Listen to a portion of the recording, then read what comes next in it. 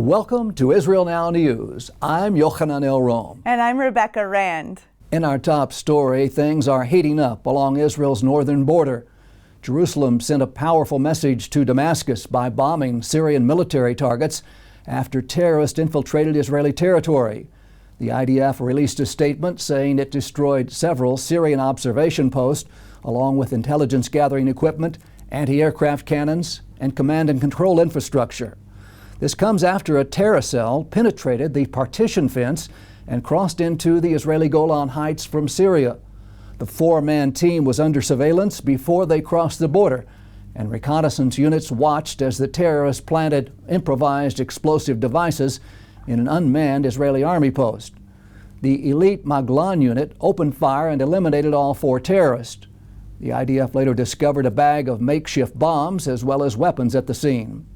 Iranian-backed proxy armies have been increasing hostile activity on the Israeli border with Syria and Lebanon, causing Israel to deploy additional troop reinforcements to the area. Jerusalem reiterated that it will not tolerate Iranian entrenchment on its northern border, and that Damascus and Beirut will be held responsible for any activity emanating from within their territory. Israeli officials quickly reached out to their Lebanese counterparts, offering assistance after a major explosion rocked the port of Beirut last week. Lebanon is officially at war with the Jewish state, but that didn't stop Israel from immediately offering to help their neighbor to the north. Defense Minister Benny Gantz and Foreign Minister Gabi Ashkenazi conveyed through diplomatic and security channels that Jerusalem was ready and waiting to provide humanitarian and medical aid to the people of Lebanon. Jordan has sent a warning to Israel that the Temple Mount is for Muslims only. Mount Moriah is the holiest place in Judaism. It's the site where Abraham was told to sacrifice his son Isaac, and where both Jewish temples once stood. When Jerusalem was liberated and reunited following the 1967 Six-Day War, Israel's government chose to allow the Muslim Waqf to retain control of the Temple Mount.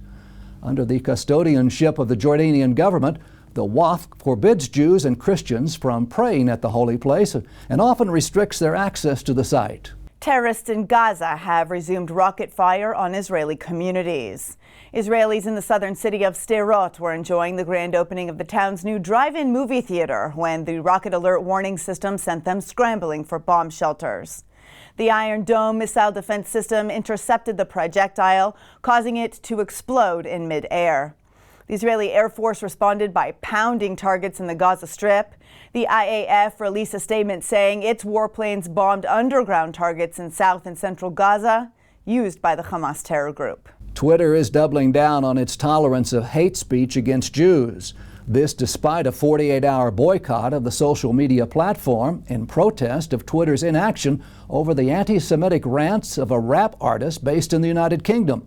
Well, now the media giant is under fire for allowing Iran's fanatical leader, Ayatollah Khamenei, to post information which calls for the destruction of the Jewish state. Twitter went so far as to defend the cleric's message, calling for the annihilation of Israel by labeling it as political discourse. Pro-Israel activist Arsen Ostrovsky pointed out that Twitter had previously flagged tweets by U.S. President Donald Trump as violating its standards of conduct, but allowed the Ayatollah's calls for genocide to continue on its platform unchecked. Member of Knesset Michal Kotler-Wunsch chaired a hearing on anti-Semitism in the Knesset, where a representative of Twitter explained the Iranian leader's tweets do not violate its policy. Kotler-Wunsch said this is double standard and blatant anti-Semitism. The world's largest and heaviest cargo plane landed at Ben Gurion Airport as part of defense cooperation between Israel and the United States. The aircraft was carrying American Oshkosh trucks fitted for the Iron Dome missile defense system. The equipment will be delivered to U.S. troops stationed around the globe. Last year, Israel sold $373 million in Iron Dome tech to Uncle Sam. A spokesperson for the Israeli Ministry of Defense said these anti-missile batteries, developed by Rafael Advanced Defense Systems, will be used to defend U.S. troops against a wide range of ballistic and aerial threats. And in a related story, F-35 fighter jets flown by Israeli and United States Air Force pilots participated in joint military exercises over the skies of the Jewish state. The goal of the drill, codenamed Enduring Lightning II, was to demonstrate the Allies' aerial superiority and readiness in the region.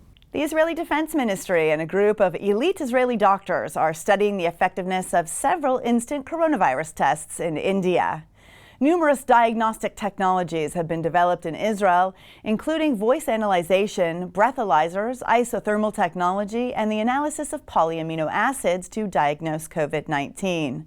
The chief of Israel's Directorate of Defense Research, Danny Gold, said that the success of these technologies could mark a watershed moment in the global battle against coronavirus.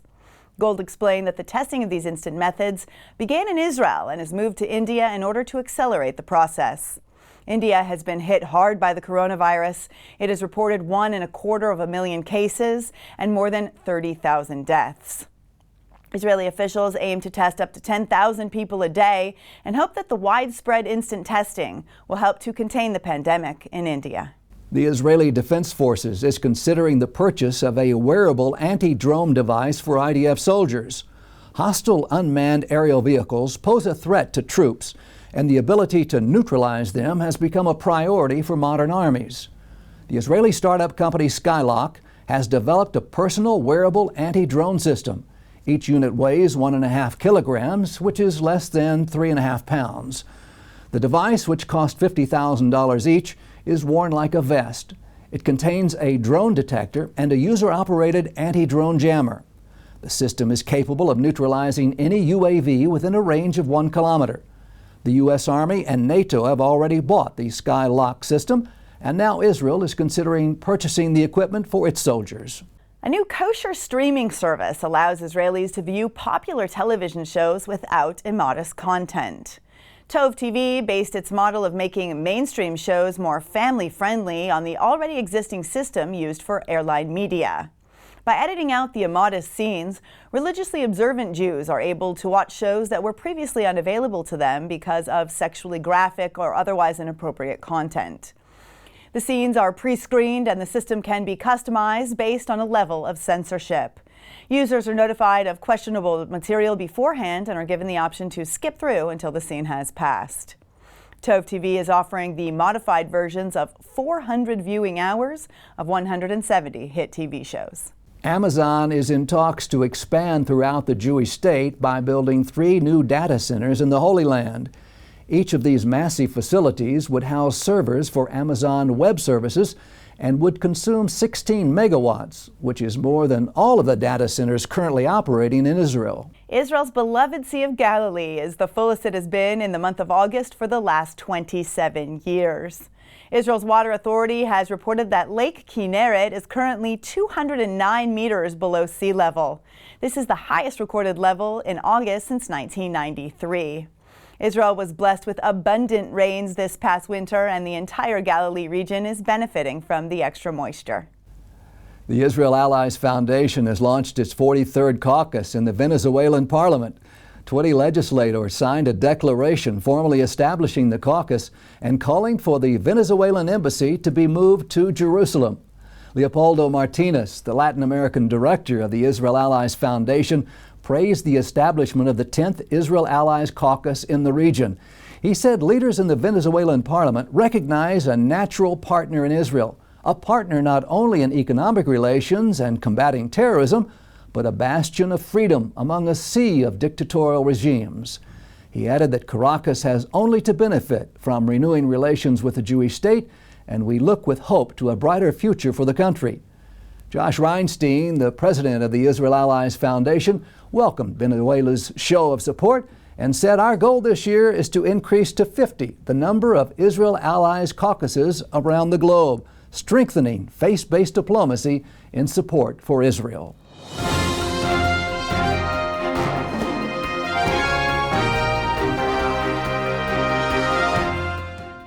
We are living in mysterious yet miraculous times.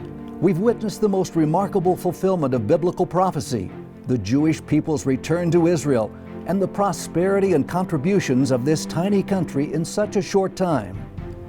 Yet we've also seen an unexpected rise in anti-Semitism, which takes the form of anti-Zionism, and alliances between groups that are fighting against the most fundamental biblical values. In the book Titus, Trump, and the Triumph of Israel, Josh Reinstein answers important questions to clarify what has driven political action from the time that the Roman Emperor Titus destroyed Jerusalem until today, when President Trump recognized Jerusalem as Israel's capital. Get your copy today and learn how faith-based diplomacy has changed the world. To order your advance copy, go to triumphofisrael.com.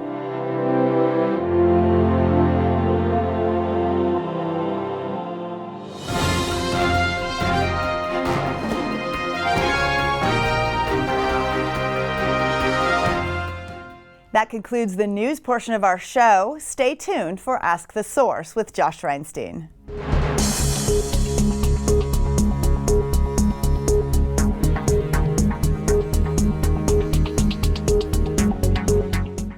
Hello and welcome to Ask the Source. I'm your host, Josh Reinstein, and we're here in our beautiful studio in Jerusalem. My guest today is Sacha Roytman. He's the executive director of the Combat Anti-Semitism Movement. Sacha, thanks for being on the show. Thank you, Josh, for having me. Tell our viewers a little bit about what is the Combat Anti-Semitism Movement.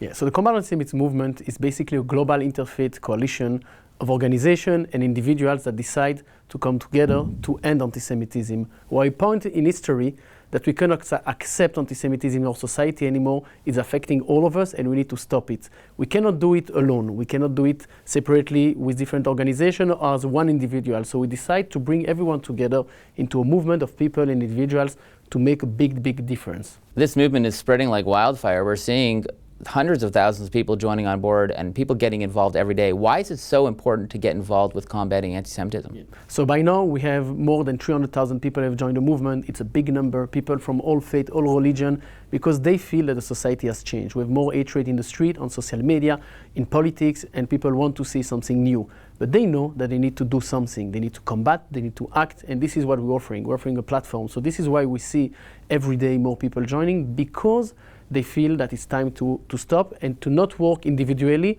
or as an organization, but as a movement, I said earlier. You know, anti-Semitism is always growing. It's everywhere, and it's all the time throughout our history. Yet during the time of the coronavirus pandemic, we've seen a rise in anti-Semitism, a sharp rise, I would say. Why do you think this is the case? You know, it's a historical problem of anti-Semitism, but it's coming today in certain ways, in certain form, and other days it will be in a different form. But always they look for someone to accuse, to tell is responsible for it, and the Jews are always easy to accuse and to say. Even now, Israel is doing fantastic things to combat COVID-19 with new technology, new ideas, and even new medicines. But when you look at the Jews, so we're fighting, we are the first to do, and then we have people that are accusing the Jews because they need to find someone responsible for the problem of the world. And this is what we saw in many crises in the 30s, even before. So they always try to find someone that did the problem. They always accuse the Jews because it's easy, but the problem are not with us because we provide solution to the world, and we try to share this solution with the world. We're not doing the solution just for ourselves, and I think this is what the Jews are doing and what Israel is doing. We see that people are super sensitive to any talk of race or religion or creed or culture, yet for some reason it's okay to say bad things about Jews. I mean, we have celebrities who are quoting Louis Farrakhan, who are quoting Adolf Hitler. Why, if we're in this age of we have to be super careful not to offend anyone, is it still okay to say anti-Semitic things about Jewish people? First of all, we need to understand Jews are the minority in the world, less than 0.2% of the world population. It's very small, but still we see that anti-Semitism is the most form of hatred that we can see online on social media. And honestly, sometimes I don't understand why we still have anti-Semitism today in the world. But basically, because we are small and because we are strong, because we are united, people look at us and try to attack us. But if you look at the Jewish people today, yes, it's united. Yes, we have a country. Yes, we live in our community, in our synagogues, and we respect our history. And this is what people don't like. Sometimes they forgot the history, and we try to be reconnected to our history, to our land, to our values, and to the story of the Jewish people. And people sometimes, they try to find new solutions to the world, bring new values, and we stay in our values. And I think that this is something that people don't like, and this is why they speak against the Jewish people many times, and not about other minorities. Well, you bring up a very important point, you know, and the modern form of anti-Semitism is anti-Zionism. Yes. It's in polite society, it's okay to say, you know, Jews have no right to their own land, they have no right to their own culture and people in the Middle East. Why do you think it's so prevalent that people feel comfortable saying we want to destroy Israel where they would never say that any other country in the world. First of all, we need to understand the historical background, or it came to that. But basically, the Palestinian campaign did a fantastic job to delegitimize Israel, to delegitimize the word Zionism, which is a very, very powerful word, an important word. Jews coming from the land of Zion. And suddenly, Zionism is something very bad. So not for us, obviously, but for many people. And if you look at today's world, it's easy to be anti-Zionism instead of being anti-Semitism. This is why we always compare both of them. We always bring them together. If you hate a Jewish state, you hate the fact that the Jews have their own land, so you're anti-Zionism, which is sometimes people accept it. They accept it at the UN, they accept it in many places. So this is why we need to combat it, because the campaign that the Palestinian people did against the Jews was very successful. And we try today to reestablish the word Zionism, which is a very beautiful historical word that respects the values and the history of the Jewish people. And it's just a matter that today it's easy to be anti-Zionism and complicated to be anti-Semitic. So we try to bring them together, and this is why we're promoting the IRA definition of anti-Semitism that explicitly compare anti-Zionism to anti-Semitism and try to end this utilization of the word anti-Zionism as something that is acceptable in our society. But is this really the result of an effective Palestinian campaign, or is this just another convenient way to be anti-Semitic? You know, you look at the blood libel against Israel. It's the exact same blood libel from the 1930s. You know, they just replaced the word Jew with Israel. They say it's Israel is killing Palestinian children instead of Jews are drinking the blood of Christian children. They say, you know, don't buy from Israel instead of don't buy from Jews. It's the same thing. It's the same, and you see also during the COVID-19 pandemic. So what it was told about Jews about Israel, that we spread the virus, that we are the one responsible for the virus. What they told 1,000 years ago, that Jews were responsible to spread virus around the world. So yes, it's the same. They just transformed the name, and today we have a country, we have a land. It's something that we didn't add 75 years ago, so they couldn't do this comparison and to do this correlation. Now they can do it. So we need to fight it. We need to fight anti-Zionism, anti-Semitism, and to really say to the world that this is the same. We see this anti-Semitism rising around the world, and we've seen this for the last 2,000 years. But what you said is very important. Now we have a land. So how dangerous is anti-Semitism today? We have our own land, we have our own government, we have our own army, we can defend ourselves. Is anti-Semitism really such a big threat as it was before? Yes, I will give you my own story. So maybe you heard, but I have a French accent.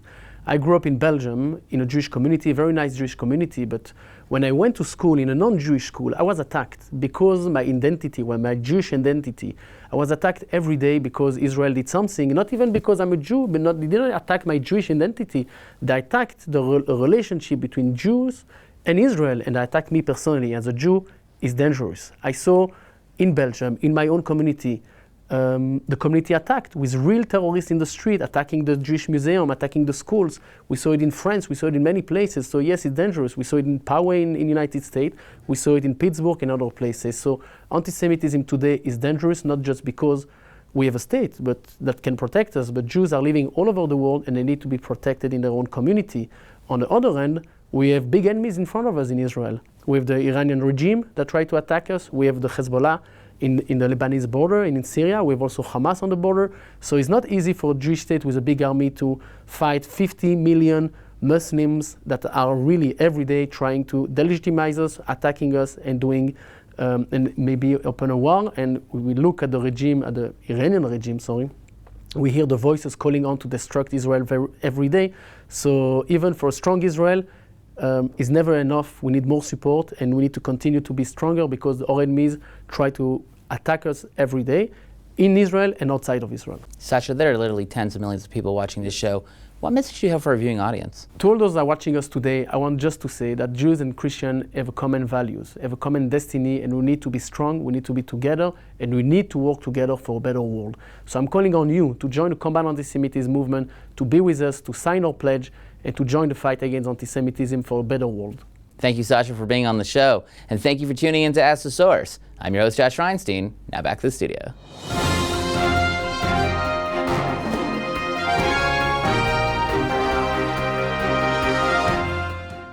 Up next, the return to Zion with Karen Hayesod.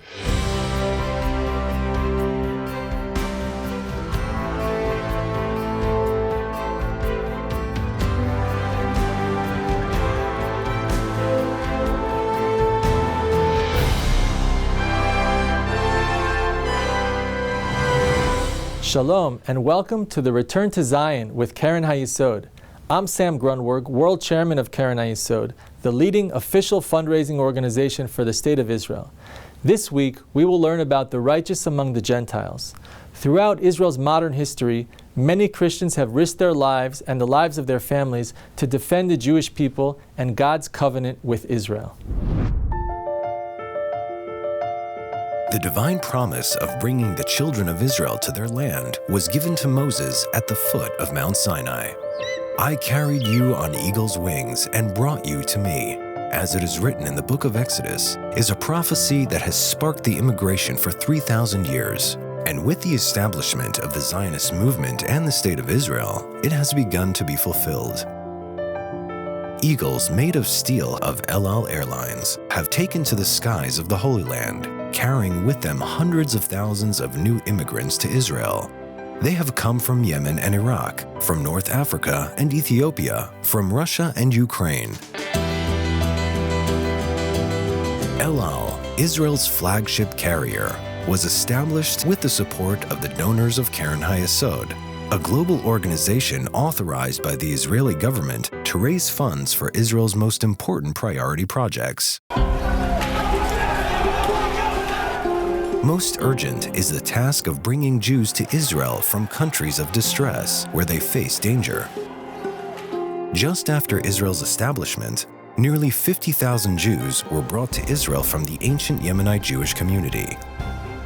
In 1951 and 1952, more than 130,000 Jews from Iraq were brought home to safety in Israel. El Al Airlines was a key player in these airlifts and in waves of immigration since. Perhaps no one better epitomizes Israel's immigration story than Aryeh Oz. He was accepted into the pilot school of the Israel Air Force and earned his pilot's wings in 1956, and after completing his military service, joined El Al Airlines. He returned to the Air Force in 1991 to fly a jumbo jet taking Ethiopian Jews home to Israel in Operation Solomon. We were about to evacuate 14,500 Ethiopian Jews from Addis Ababa to Tel Aviv. I flew a 747. We had 760 seats, and I sat on the floor between the seats. We had 1,087 souls on board. I said it's our obligation as the Jewish people to bring everybody to Israel. I felt so happy, that I took part in an operation like this. When we descended and came over Jerusalem, there was not one person in the cockpit who had no tears in his eyes.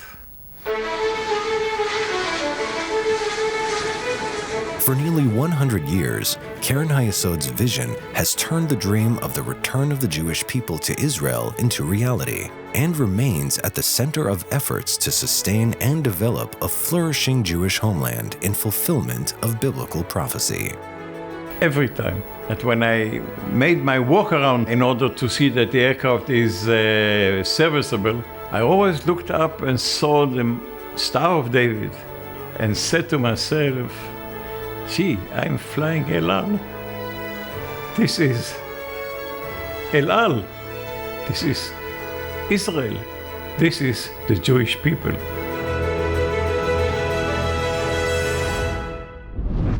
Due to the coronavirus pandemic, we're expecting a massive wave of Aliyah from Jewish communities all around the world. Help us bring them home, and let's bless Israel together. To donate and get information, visit khisrael.org. The biblical prophecy is unfolding right before our very eyes. The people of Israel are returning to the Promised Land after 2,000 years of exile.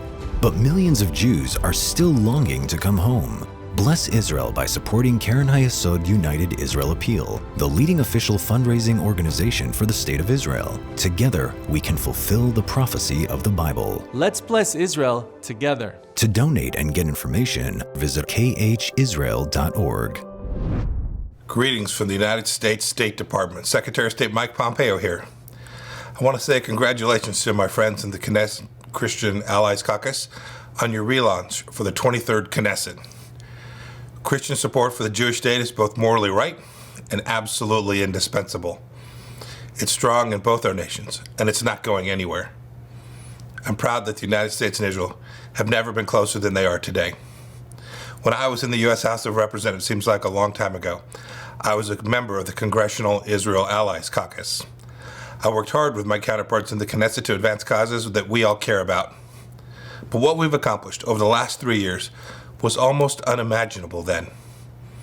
President Trump moved the U.S. Embassy to Jerusalem, recognizing the reality that the Holy City is and always will be Israel's capital. We recognized Israel's sovereignty over the Golan. I was honored to be in Jerusalem on the day that policy was announced. We told the truth that Israeli civilian settlements in the West Bank are not per se inconsistent with international law. We've championed the President's vision for peace. It's the best and most realistic path forward to end the bloodshed between Israel and the Palestinian people and to achieve enduring security, freedom, and prosperity for both sides. There's one moment I'll never forget in all of this, as a diplomat, as an American, and as a Christian. Praying at the Western Wall with Prime Minister of Israel. It showed the strength of this alliance, and it was a transcendent experience for me personally as a man of faith. We still have more work to do.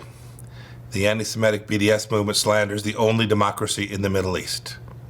The Ayatollahs in Iran still chant death to Israel in the same breath they chant death to America. Israel remains in the International Criminal Court's crosshairs. But know this, know that American Christian support for Zion is unshakable, and we're proud to stand with our brothers and sisters in Israel.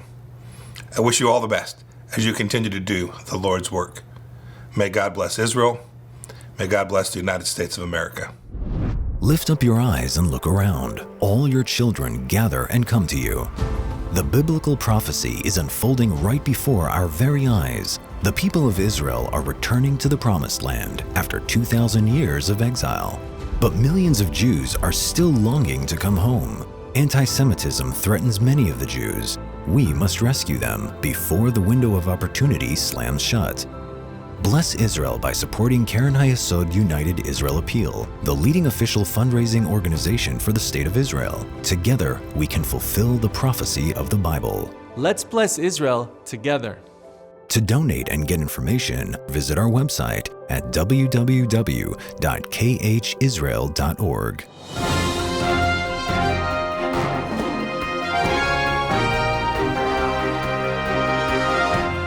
That's all for this edition of Israel Now News. I'm Yochanan El-Rom. And I'm Rebecca Rand, reporting from our studio in Jerusalem. Please join us next week for all of your Israel updates.